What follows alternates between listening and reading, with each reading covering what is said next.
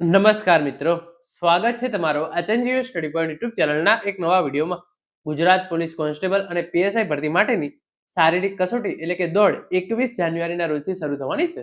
તારીખ 21/1/2026ના રોજથી જે છે એ શારીરિક કસોટી શરૂ થશે એમ ગુજરાત પોલીસ ભરતી બોર્ડ દ્વારા ઓફિશિયલ રીતે જે છે એ જણાવી દેવામાં આવ્યું છે. કોલ લેટર કઈ તારીખથી તમે ડાઉનલોડ કરી શકશો? પહેલા પીએસઆઈની દોડ લેવામાં આવશે કે એલઆરડીની દોડ લેવામાં આવશે?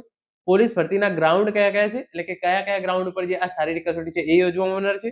મહિલા અને પુરુષ ઉમેદવારોને જે છે એ કયા કયા ગ્રાઉન્ડ ઉપર દોડ યોજાશે એની સંપૂર્ણ ચર્ચા આપણે આજના આ વિડીયોની અંદર કરીશું. તો હવે શરૂ કરીએ આજનો આ વિડીયો. તો તમે જોઈ શકો છો શારીરિક કસોટી 21 જાન્યુઆરીથી શરૂ થશે.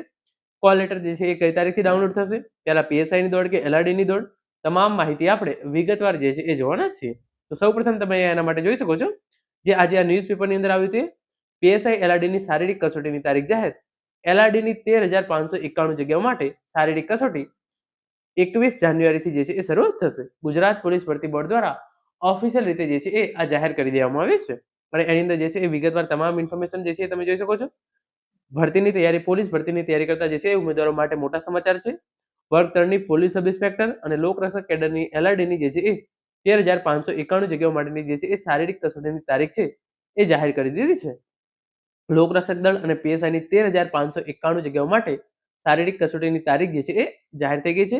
21 જાન્યુઆરીથી રાજ્યના વિવિધ સેન્ટરો પર દોડ અને અન્ય શારીરિક કસોટીનો જે છે એ પ્રારંભ કરવામાં આવશે. તો અહીંયા તમારી જે છે એ દોડ લેવામાં આવશે. સાથે સાથે તમારી જે છે એ ઊંચાઈ અને પુરુષ ઉમેદવારો માટે જે છાતી છે એ પણ 21 તારીખથી જે છે એ મંપાવવાની શરૂ થશે. જે પણ ઉમેદવારો, જે પુરુષ ઉમેદવારો છે એ 5 કિલોમીટર દોડની અંદર પાસ થશે એ ઉમેદવારોની જે છે એ એના જે છે ત્યાં જે છે એ ઊંચાઈ માપવામાં આવશે અને છાતી પણ જે છે એ માપવામાં આવશે. અને જે મહિલા ઉમેદવારો 1600 મીટર દોડ જે છે એ સફળતાપૂર્વક દોડી ચૂકે છે એમની જે છે ઊંચાઈ એ જ દિવસે જે છે એ માપવામાં આવશે. પછી આગળ તમે જોઈ શકો છો કોલ લેટર વિશેની પણ જે છે અહીંયા ઇન્ફોર્મેશન આપેલી છે. શારીરિક કસોટી માટેના કોલ લેટર ડાઉનલોડ કરવાની પ્રક્રિયા અંગેની વિગત ટૂંક સમયમાં જાહેર કરશે તેમ ભરતી બોર્ડ દ્વારા જે છે એ જણાવવામાં આવ્યું છે. તો તમે આ ઓફિશિયલ ટ્વીટ છે એ પણ તમે જોઈ શકો છો. તારીખ 21/1/2026ના રોજથી પોલીસ કોન્સ્ટેબલ અને પીએસઆઈ ભરતી માટેની જે છે એ શારીરિક કસોટી શરૂ થનાર છે. અને કોલ લેટર અંગેની અપડેટ જે ટ્વીટ છે એની અંદર પણ છે, જેના કોલ લેટર ડાઉનલોડ કરવા અંગેની વિગતો હવે પછી જણાવવામાં આવશે, જેની તમામ ઉમેદવારો નોંધ લેવી. તો તમે આ જોઈ શકો છો તારીખ 21/1/2026ના રોજથી જે છે એ શારીરિક કસોટી શરૂ થશે. તો અંદાજિત 10 જાન્યુઆરીથી તમારે જે છે એ કોલ લેટર નીકળવાનું શરૂ થશે ઓજસની વેબસાઇટ ઉપર. ઓજસની વેબસાઇટ પર જઈ અને તમારે શારીરિક કસોટીના કોલ લેટર જે છે એ ડાઉનલોડ કરવાના રહેશે. તો તમે તમારો કોલ લેટર કેવી રીતે ડાઉનલોડ કરી શકો છો એનો વિડીયો પણ HNGU study point YouTube channel દ્વારા બનાવવામાં આવશે. તો 21/1/2026 રોજથી શારીરિક કસોટી શરૂ થઈ રહી છે અને એના કોલ લેટર જે છે એ તમે 10 જાન્યુઆરી આજુબાજુથી જે છે એ ડાઉનલોડ કરી શકશો. હવે આપણે ગ્રાઉન્ડ વિશે વાત કરી લઈએ. તો જે પહેલું જ ગ્રાઉન્ડ છે એ છે અમદાવાદ શહેરનું JD Nagarwala police stadium, police મુખ્ય મથક, શાહીબાગ, અમદાવાદનું શહેર. પછી તમે જોઈ શકો છો રાજકોટનું મવડી પોલીસ હેડક્વાર્ટર. પછી પોલીસ તાલીમ શાળા જે છે એ વડોદરાનું પોલીસ તાલીમ શાળાનું પરેડ ગ્રાઉન્ડ. એના પછી પોલીસ તાલીમ મહાવિદ્યાલય જુનાગઢ. પછી રાષ્ટ્રવીર શૈલભાઈ દવે પોલીસ તાલીમ મહાવિદ્યાલય ગાંધીનગરનું પોલીસ હેડક્વાર્ટર પરેડ ગ્રાઉન્ડ જે છે એ સેક્ટર 27નું ગ્રાઉન્ડ. આ ગ્રાઉન્ડ જે છે એ મહિલા ઉમેદવારો માટે છે. પછી જે એક મહેસાણાનું છે police parade ground, police headquarter Mehsana. પછી સાબરકાંઠા હિંમતનગરનું એક ગ્રાઉન્ડ છે police headquarter Himmatnagar Idar road. એના પછી ભરૂચનું જે ગ્રાઉન્ડ છે એ પોલીસ હેડક્વાર્ટર ભરૂચ. પછી જામનગરનું police headquarter Saru section road Jamnagar. Kheda નડિયાદનું આ ગ્રાઉન્ડ છે police parade ground Kheda headquarter Kheda campus Kheda. પછી એસઆરપીએફ ગ્રાઉન્ડ 2 જે છે એ રાજ્ય અનામત પોલીસ દળ જૂથ 2 તેજપુર બોગા કૃષ્ણનગર. અને એના પછી એસઆરપીએફ ગ્રાઉન્ડ 5 ગોધરાનું આ ગ્રાઉન્ડ છે. એસઆરપીએફ ગ્રાઉન્ડ 7 નડિયાદનું આ ગ્રાઉન્ડ છે રાજ્ય અનામત પોલીસ દળ જૂથ 7નું આ ગ્રાઉન્ડ છે. પછી એસઆરપીએફ ગ્રાઉન્ડ 8 ગોંડલનું એક ગ્રાઉન્ડ છે.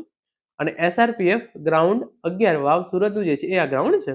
તો જે અહીંયા એક ગ્રાઉન્ડ છે એક ગાંધીનગરનું આ ગ્રાઉન્ડ છે એ છે જે મહિલા ઉમેદવારો માટે છે. અને એના પછી જે આ રાજકોટનું ગ્રાઉન્ડ છે રાજકોટ શહેરનું જે આ ગ્રાઉન્ડ છે એ પણ મહિલા ઉમેદવારો માટેનું ગ્રાઉન્ડ છે. બીજા બે ગ્રાઉન્ડ મહિલા ઉમેદવારો માટે કયા છે એની ઇન્ફોર્મેશન જે છે જ્યારે પણ મને મળશે તો હું કોમેન્ટની અંદર જે છે એ પિન કરી દઈશ. તો આ 15 ગ્રાઉન્ડ છે એના પર જે છે એ મહિલા અને પુરુષ ઉમેદવારોની જે શારીરિક કસોટી છે એ યોજવામાં આવશે.